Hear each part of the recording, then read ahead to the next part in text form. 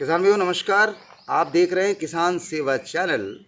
और हम आज का ये वीडियो शुरू करें उससे पहले आपसे एक निवेदन करेंगे कि आप हमारे चैनल को सब्सक्राइब कर लें ताकि आपको हमारे वीडियो के नोटिफिकेशन तुरंत मिल सके और आप सबसे पहले वीडियो देख सकें। चलिए, मार्च का महीना लग चुका है और मार्च के महीने में कौन कौन से कृषि के कार्य हैं, इन सब बातों को जानने के लिए हम आपकी मुलाकात करवा रहे हैं कृषि विज्ञान केंद्र बैतूल बाजार के केंद्र समन्वयक श्री V.K. वर्मा जी। वर्मा जी नमस्कार। नमस्कार। वर्मा जी, कौन से काम हैं जो इन दिनों किसान भाइयों के लिए आवश्यक हैं इस महीने में? देखिए, ये जो मार्च का महीना है ये प्रमुख रूप से हमारी गेहूं, चना इनकी कटाई का महीना होता है। और इसमें मैं सबसे पहले हमारे किसान भाइयों से एक निवेदन करना चाहता हूँ कि सामान्य रूप से हमारे खेतों में ट्रांसफार्मर और बिजली के खंभे लगे हुए होते हैं जी और इस समय हमारी फसल पूर्णतः सूख चुकी होती है। तो मेरा निवेदन ये है कि हमारे खेतों में जहाँ पर भी ट्रांसफार्मर हैं या बिजली का खंभा है तो किसान भाई उसके 10 फीट आसपास पहले कटाई करके उस फसल को अलग कर लें, ताकि कभी कोई दुर्घटना भी घटती है तो हमारा जो पूरा खेत, कई बार आपने सुना होगा कि हमारे खेत में फसल जल गई, तो वो मुख्य कारण जो होता है कि हमारी थोड़ी सी लापरवाही के कारण हम अपने पूरे खेतों को ख़त्म कर देते हैं। तो पहला काम इस समय हमारे किसान भाइयों को यह करना चाहिए कि उनके खेत में जहाँ पर भी बिजली के खंभे या ट्रांसफार्मर लगे हुए हैं उनके आसपास के 10 फुट क्षेत्र जो है उसको काट के वो पहले अलग कर लें। और उसके बाद सामान्य रूप से हमारे किसान भाई फसल को जब अच्छी तरह सुखा लेते हैं उसके बाद कटाई का काम प्रारंभ करते हैं।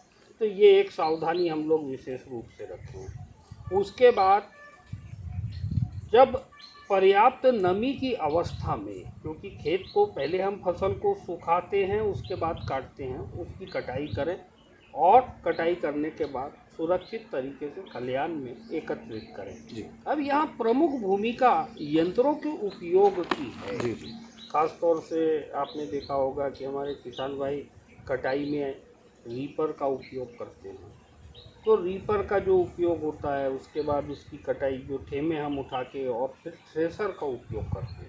तो कुछ दुर्घटनाएं जो हैं वो विशेष रूप से ये जो थ्रेसर का चालन का कार्य होता है उसमें होती है। तो वहाँ पर भी हमको सावधानी रखने की आवश्यकता है। विशेष रूप से थ्रेसर को जो उसका निर्धारित आरपीएम है उसमें हम चलाएं, जिसमें हमारे दाने के कटाव ना हो, किसी प्रकार का नुकसान ना हो।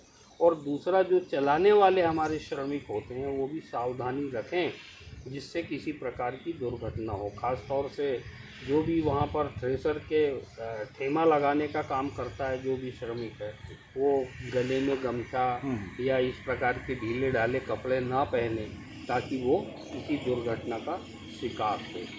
यहाँ तक तो बात हमारी थ्रेसिंग तक की होती है। उसके बाद एक काम हमारे को विशेष रूप से और करना चाहिए कि जो भी अनाज थ्रेसिंग के बाद हमको मिलता है उसको कम से कम 2 दिन अच्छी तरह से सुखाना चाहिए। और पर्याप्त नमी की अवस्था में जब हम भंडारण करते हैं तो उसमें जो ये कीट व्याधि की समस्या आती है, आपने सुना होगा कि वो गेहूँ घुन गया या इस प्रकार की समस्या हो गई। तो ये जो चीज़ें हैं इससे बचने के लिए हमारे किसान भाई जो भी उत्पाद हमारे यहाँ निकलता है, चाहे वो गेहूँ हो, चना हो, उसको 2 दिन तक अच्छे से सुखा लें और उसके बाद उनको बोरों में भरकर भंडारित करें। भंडारण करते वक्त भी हमको कुछ बातों का ध्यान रखने की आवश्यकता है। जब भी हम बोरों का वहाँ स्टैग लगाते हैं या छल्ली जिसको हमारे किसान भाई बोलते हैं, तो वो दीवार से थोड़ी दूर होना चाहिए। और 6 बोरे से अधिक का स्टैग नहीं लगाना चाहिए ताकि हमारा जो जर्मिनेशन है, अंकुरण है, वो बना रहे। जी और पर्याप्त ऐसी व्यवस्था हम कर दें कि उसको नीचे से नमी और बगल से नमी न मिले ताकि हमारा जो उत्पाद है वो सुरक्षित रह जी सके। जी। वर्मा साहब, ये बहुत अच्छी बात बताई कि उसकी हार्वेस्टिंग के साथ में उसके भंडारण की भी समुचित व्यवस्थाएं किसान भाई को करना चाहिए। एक एक दाना बड़ी मेहनत का होता है और हमारी उपज का एक एक दाना हमारे खेतों से हमारे भंडार गृहों में पहुँचे। दो बातें किसान भाइयों आपने सुनी, वर्मा जी ने बताई।